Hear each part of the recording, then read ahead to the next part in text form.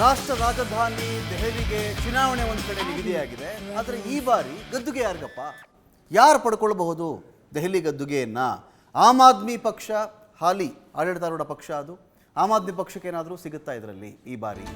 ಅವ್ರು ಗೆಲ್ಲುವ ಚಾನ್ಸಸ್ ಇದೆಯಾ? ಕಾರಣ ಏನು ಇಂಡಿಯಾ ಕೂಟ ಅಂತ ಮಾಡ್ಕೊಂಡಿದ್ರು, ಆ ಇಂಡಿಯಾ ಕೂಟದಲ್ಲಿ ದೊಡ್ಡ ಮಟ್ಟದ ಒಂದು ಮೈತ್ರಿ ಸಾಧ್ಯವಾಗಿಲ್ಲ. ಕಾಂಗ್ರೆಸ್ಗೆ ನಾನು ಸ್ಪರ್ಧೆ ಮಾಡ್ತೀನಿ ಅಂತ ಕಾಂಗ್ರೆಸ್ ಹೇಳುತ್ತೆ, ಆಮ್ ಆದ್ಮಿ ನಾನು ಸ್ಪರ್ಧೆ ಮಾಡ್ತೀವಿ ಅಂತ ಹೇಳ್ತಾರೆ, BJPನೂ ಸ್ಪರ್ಧೆ ಮಾಡ್ತಾ ಇದ್ದಾರೆ, ಬೇರೆಯವರು ಸ್ಪರ್ಧೆ ಮಾಡ್ತಾ ಇದ್ದಾರೆ. ಹಾಗಾಗಿ ಏನಾಗುತ್ತೆ ಈ ಬಾರಿ? ಆಮ್ ಆದ್ಮಿಗೆ ಇದು ವರನಾ ಶಾಪನಾ ಇಂಥ ಪ್ರಶ್ನೆ ಬಂದಾಗ ಯಾವುದೇ ಸಮೀಕ್ಷೆಗಳು ಆಚೆ ಬಂದಿಲ್ಲ, ಯಾವುದೇ ಸರ್ವೆ ಆಚೆ ಬಂದಿಲ್ಲ. ಆದರೆ ಸಟ್ಟಾ ಬಜಾರ್ ಇದೆಯಲ್ಲ, ಸಟ್ಟಾ ಬಜಾರ್ ಬಹುತೇಕ ಸಂದರ್ಭಗಳಲ್ಲಿ ಸಟ್ಟಾ ಬಜಾರ್ನ ಬೆಟ್ಟಿಂಗ್ ಇರುತ್ತಲ್ಲ, ಇದು ಒಂದು ಸಣ್ಣ ಸೂಚನೆ ಕೊಡುತ್ತೆ. ಇದೇ ಎಕ್ಸಾಕ್ಟ್ ಅಂತ ನಾವು ಹೇಳಲಿಕ್ಕಾಗಲ್ಲ, ಆದರೆ ಆ ಸೂಚನೆ ಅಂತ ಏನಪ್ಪ ಆ ಸೂಚನೆ ಅಂತ ಹೇಳಿದ್ರೆ, ನೋಡಿ, ಕಳೆದ ಬಾರಿಗಿಂತನೂ ಈ ಬಾರಿ ಆಮ್ ಆದ್ಮಿಗೆ ಕಡಿಮೆ ಸ್ಥಾನಗಳು ಬರ್ತವೆ.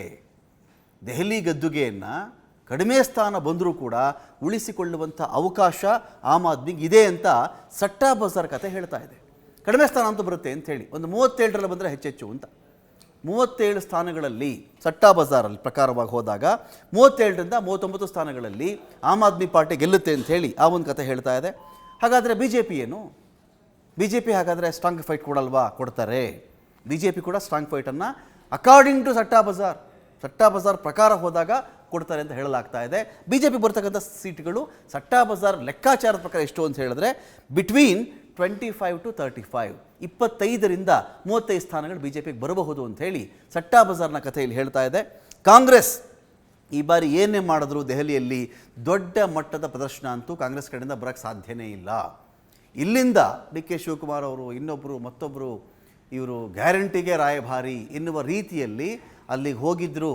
ಅಲ್ಲಿಗೆ ಹೋಗಿ ಕಾಂಗ್ರೆಸ್ ಸರ್ಕಾರ ದೆಹಲಿಯಲ್ಲಿ ಅಧಿಕಾರಕ್ಕೆ ಬಂದರೆ ನಾವು 2,500 ಕೊಟ್ಬಿಡ್ತೀವಿ ಅಂತ ಅನೌನ್ಸ್ ಮಾಡಿದ ಹೊರತಾಗಿಯೂ ಒಂದು ವೇವನ್ನು ಕ್ರಿಯೇಟ್ ಮಾಡುವಲ್ಲಿ ಕಾಂಗ್ರೆಸ್ ದೆಹಲಿಯಲ್ಲಿ ಯಶಸ್ವಿಯಾಗಿಲ್ಲ. ಆ ವೇವ್ ಕ್ರಿಯೇಟ್ ಆಗಿದ್ದರೆ at least at the level of ಸಟ್ಟಾ ಬಜಾರ್ ಅದು ರಿಫ್ಲೆಕ್ಟ್ ಆಗಬೇಕಾಗಿತ್ತು. ಒಂದು ಸಟ್ಟಾ ಬಜಾರ್ನ ಮಟ್ಟದಲ್ಲಿ ಆದರೂ ಕೂಡ ಈ ಒಂದು ಅಲೆ ಕಾಣಿಸಿಕೊಳ್ಳಬೇಕಿತ್ತು ಅಥವಾ ಪ್ರತಿಫಲಿಸಬೇಕಿತ್ತು ಅಂತ ಅದರ ಅರ್ಥ. ಅದು ಆದಂತೇಳಿ ಕಾಣಿಸ್ತಾ ಇಲ್ಲ. 27 ವರ್ಷಗಳಾದ ಮೇಲೆ ಶೀಲಾ ದೀಕ್ಷಿತ್ ಅವರ ಕಾಲದಲ್ಲಿ ಅಂತ ನಾವು ಭಾವಿಸೋಣ. ಶೀಲಾ ದೀಕ್ಷಿತ್ ಅವ್ರ ಕಾಲ ನೋಡಿದ್ದೀವಿ, ಬೇರೆಯವ್ರ ಕಾಲ ನೋಡಿದ್ದೀವಿ, ಎಲ್ಲರ ಕಾಲ ನೋಡಿದ್ದೀವಲ್ವಾ. ಒಂದು 27 ಸುಷ್ಮಾ ಅವ್ರ ಕಾಲ ಕೂಡ ನೋಡಿದ್ದೀವಿ. 27 ವರ್ಷಗಳಾದ ಮೇಲೆ BJP ಮತ್ತೆ ಅಧಿಕಾರವನ್ನು ಹಿಡಿಯುವಂಥ ಕನಸನ್ನು ಕಾಣ್ತಾ ಇದೆ. ಸೀಟ್ ಅವ್ರಿಗೆ ವ್ಯತ್ಯಾಸ ಬರ್ತದೆ ಎಷ್ಟು ಅಂತ ಹೇಳಿದ್ರೆ 25ರಿಂದ 35 ಅಂತ ಕನ್ಸಿಡರ್ ಮಾಡಿದಾಗ ಇನ್ನೂ 25ಕ್ಕೆ ನಿಂತರೆ ಲೋಯೆಸ್ಟ್ ನಂಬರಲ್ಲಿ 10 ಸೀಟ್ ಬೇಕಾಗುತ್ತೆ ಅವ್ರಿಗೆ. 35 ಬಂದರೆ ಓಕೆ. ಆದರೆ ಅದಕ್ಕಿಂತ ಜಾಸ್ತಿ ಆಮ್ ಆದ್ಮಿ ತೊಗೊಂಡ್ರೆ ಆಮ್ ಆದ್ಮಿ ಎಷ್ಟು ಸೀಟ್ ಜಾಸ್ತಿ ತೊಗೊಳುತ್ತೋ ಅಷ್ಟು ಸೀಟ್ಗಳು ಕಡಿಮೆ ಆಗೋದು BJP ಕೋಟಾಗೆ ಹೊರತು ಇನ್ಯಾರಿಗೂ ಅಲ್ಲ ಅಂಥೇಳಿ. ಸೊ ಸಟ್ಟಾ ಬಜಾರ್ ಈ ಕಥೆಯನ್ನು ಹೇಳ್ತಾ ಇದೆ. ತುಂಬ ಚುನಾವಣಾ ವಿಚಾರದಲ್ಲಿ ಸಟ್ಟಾ ಬಜಾರ್ಗೆ ಅದರದ್ದೇ ಆಗಿರ್ತಕ್ಕಂಥ ಒಂದು ಬ್ಯಾಕ್ಗ್ರೌಂಡ್ ಇದೆ. ಯಾರು ಒಪ್ಪಲಿ ಬಿಡಲಿ, ಬೆಟ್ಟಿಂಗ್ ನಡೆಯುತ್ತೆ ಅದರಲ್ಲಿ. ಇಂಥವ್ರು ಗೆಲ್ತಾರೆ, ಇಂಥವ್ರು ಸೋಲ್ತಾರೆ ಅಂಥೇಳಿ. ನೋಡಿ, ಇದು ದೇಶದ ಚುನಾವಣಾ ಸಂಬಂಧಿತ ಬೆಟ್ಟಿಂಗ್ ಕೇಂದ್ರ ಅಂತಲೇ ಫೇಮಸ್ ಇದು ಸಟ್ಟಾ ಬಜಾರ್. ಇದು ಥಾರ್ ಮರುಭೂಮಿಯ ಬಫರ್ ವಲಯದಲ್ಲಿ ಫಲೋಡಿ ಸಟ್ಟಾ ಬಜಾರ್ ಅಂತ ಇದೆ. ಥಾರ್ ಮರುಭೂಮಿ ಫಲೋಡಿ ಸಟ್ಟಾ ಬಜಾರ್ ಅಂತ ಇದೆ. ಅಲ್ಲಿ ಚೆಕ್ ಮಾಡಿಕೊಂಡಾಗ ಜೋಧ್ಪುರದಿಂದ 142 ಕಿಲೋಮೀಟರ್ ಸಟ್ಟಾ ಬಜಾರ್ ಇರೋದು. ಜೋಧ್ಪುರದಿಂದ 142 ಕಿಲೋಮೀಟರ್ ದೂರದಲ್ಲಿ ಅದಿದೆ.